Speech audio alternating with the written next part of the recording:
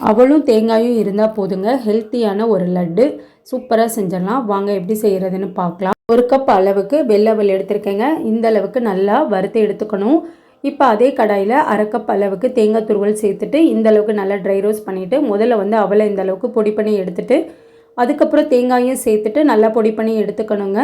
இப்போ நம்ம அவல் எடுத்த கப்பில் 3/4 கப் அளவுக்கு வறுத்த நிலக்கடலை எடுத்திருக்கேங்க. இந்த அளவுக்கு பொடி பண்ணி எடுத்துகிட்டு இதில் ஒரு 3 டேபிள் ஸ்பூன் அளவுக்கு மட்டும் தனியாக எடுத்து வச்சுக்கலாங்க. இப்போ நம்ம பொடி பண்ணி வச்சுருக்க நிலக்கடலையும் சேர்த்துட்டு நல்லா கலந்து விட்டுக்கலாம். 1 கப் அளவுக்கு நாட்டு சர்க்கரை எடுத்திருக்கேங்க. அதில் 1/4 கப் அளவுக்கு தண்ணி சேர்த்துட்டு நாட்டு சர்க்கரை நல்லா கரைஞ்சதுக்கப்புறம் நம்ம பொடி பண்ணி வச்சுருக்க அவல் தேங்காய் நிலக்கடலையும் சேர்த்துட்டு மிதமான தீயில நல்லா வந்து கலந்து விட்டுக்கோங்க. ஒரு 2-3 நிமிஷத்துலேயே நல்லா இந்த அளவுக்கு கடாயில் ஒட்டாமல் வருங்க. நம்ம எடுத்து வச்சுருக்க நிலக்கடலையும் ஏலக்காயும் சேர்த்துட்டு நல்லா ஒரு தடவை கலந்து விட்டுக்கலாங்க. இப்போ நல்லா சூடு ஆறுனதுக்கப்புறம் நம்ம உருண்டைகளாக பிடிச்சி எடுத்துக்கலாம்.